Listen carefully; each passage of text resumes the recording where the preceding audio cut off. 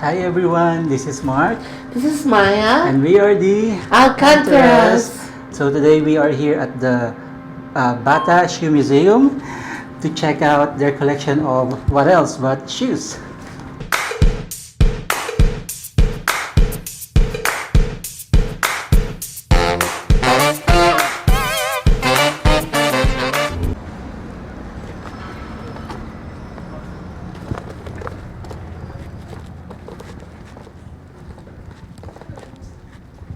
Okay, thank you so much. Welcome. It's third floor, right? Yes.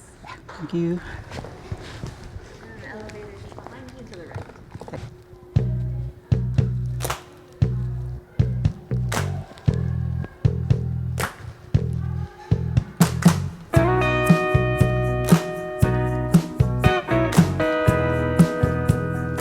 To open.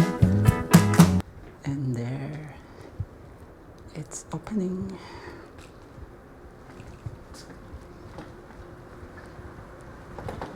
Artwear, sneakers. What is art?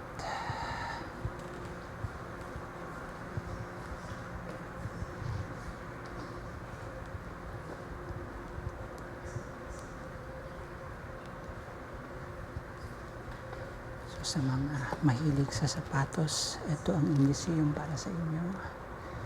Collection tayo ng Air.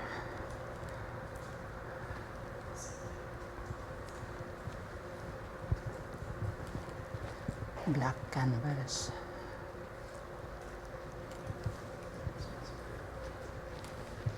Nike.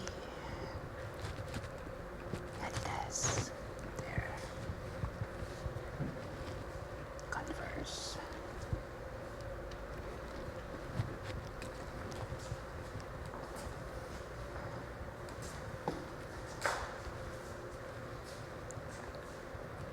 Some more Blackpink. Adidas. Murakami DNA.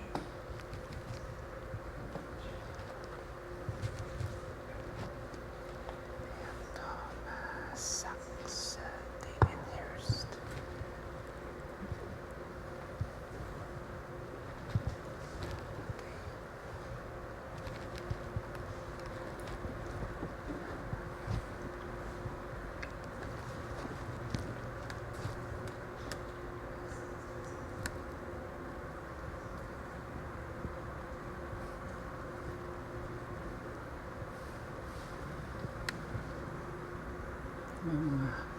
Checkered past. And Exhibit A, investigating crime and footwear. Yeah, that's what we're after. Exhibit A muna tayo. For our CSI. CSI-ish.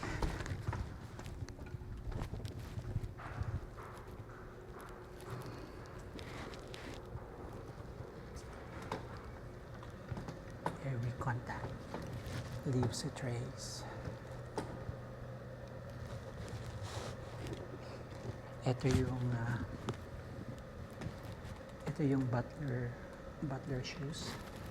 So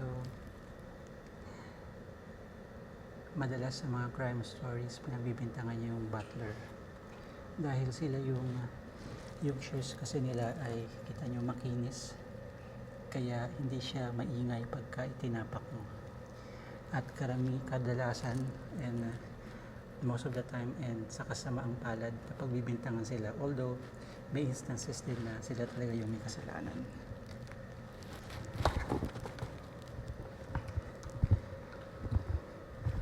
Born to be king.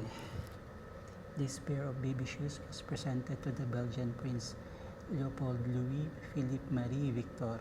Born into extreme racial, gender, and economic privilege, the future King Leopold II of Belgium grew up to be one of the most brutal criminals of the 19th century. Oh my God. The horrible crimes committed under his colonial rule of the Congo shocked the world. But his brutality also challenged deeply held beliefs about who might grow up to become a criminal. Let's look at other transgressive belief in a strict gender binary heterosexual Normativity and racial superiority deeply influenced criminal theory in the 19th century. Deviation from these norms could lead to accusations of indecency as well as criminal persecution. The wearing of sandals by men, for example, was seen as a queering of social norms. This pair was born by the British intelligence officer Thomas Edward Lawrence. His service during the Arab War against Ottoman rule and his adoption of Arab dress earned him the nickname Lawrence of Arabia. It has also caused his national allegiances and sexuality to frequently be called into question. Grabe. Ito naman, too much. Ito naman ay, sabi dito, historically, female criminality was often linked to ideas of loose morals evidenced through a love of finery and sexual impropriety, with dress playing a central role in how women were perceived. Heels that were too high and clothing in lurid colors that exposed too much skin were often used as proof of immorality. In addition, it was believed that women might be driven to crime from shoplifting to murder because of an uncontrolled and natural desire for fashion. Yun yung unang mga paniniwala. Ang mga kababaihan daw kapag gumagawa ng crime, normally ay dahil sa natural desire nila for fashion. Napanood ko, sabi nila yung to sneak daw, ibig sabihin is na-associate siya sa mga criminals and investigators kasi parang to sneak means makapasok ka or makapunta ka sa isang lugar na walang nakakapansin sa'yo. At yung sneakers, yun yung sapatos na ginagamit nila to sneak. Ito yung flannel foot. Dubbed London's most famous house burglar, the elusive flannel foot, Henry Edward Vickers was finally caught in 1937 by Scotland Yard police after a notorious 25-year career. Described as ghost-like, Vickers wrapped his feet in flannel cloths or socks to muffle his footsteps and left no footprints. Dati kasi, ang ginagamit nila yung footprints para ma-trace nila, ma-track nila kung sino yung mga criminal. But since itong si flannel foot, binabalot niya yung paa niya ng flannel cloth or socks para ma-mask yung footprints niya. Ito ngayon yung mga naging burglar's kit. Ang dami niya mga anik-anik.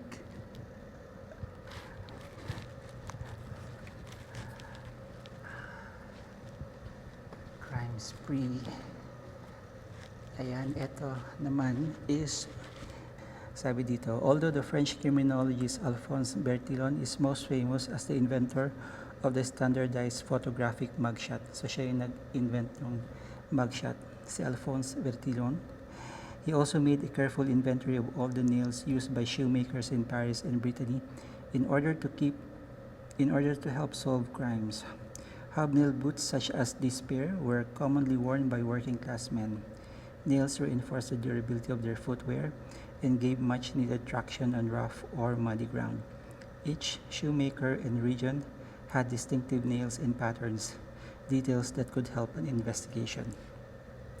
So inaral niya, gumawa siya ng database para base dun sa pattern, malalaman kung saan ginawa yung boots na nakita sa crime scene.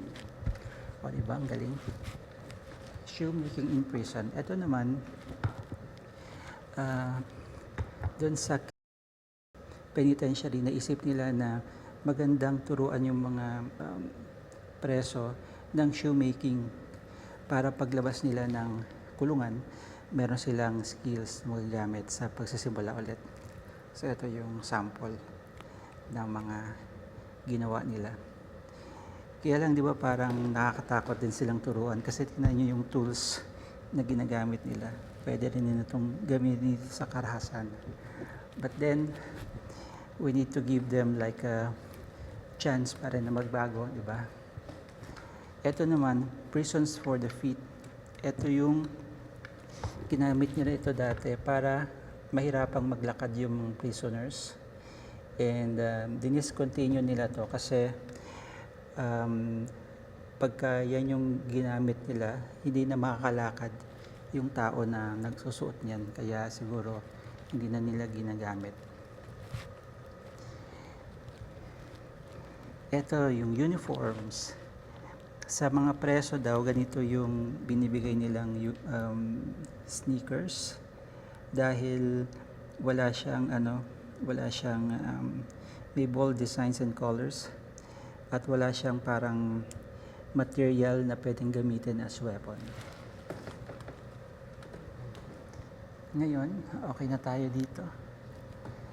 Ang last natin ay nakita ko kasi sa video, sa picture na meron dito yung sapatos ni Neil Armstrong. Andito kaya yon? Hanapin natin. Yun ang ating last na pakay. Hindi, mga cowboy yan. I'm not interested in cowboy boots. Yun lang tayo sa baka mahanap natin yung sapatos ni Neil Armstrong. Yung ginamit niya nung nagpunta siya ng moon. So we only have less than 5 minutes and buti na lang maliit lang yung museum at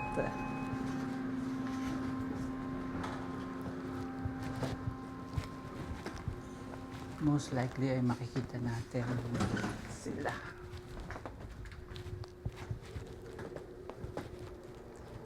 Babe, iwan na lang kita dito ha para na maano ko siya. Okay, so ito yung parang historical siya from the caveman, Egyptians.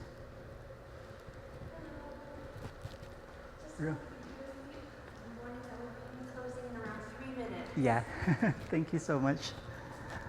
Yeah, mag-close na sila. These are India. Isa natin Africa, Europe,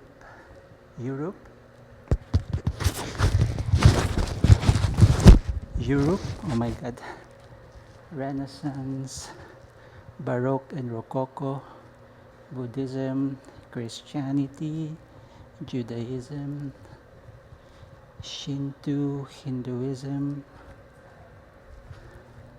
Ito, nahanap natin yung shoes ni Neil Armstrong. Ayan siya. Yeah! Yes! Selfie tayo.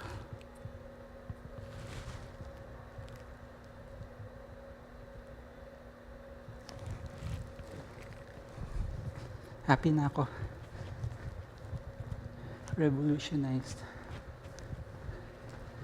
I saw it. You wanna see?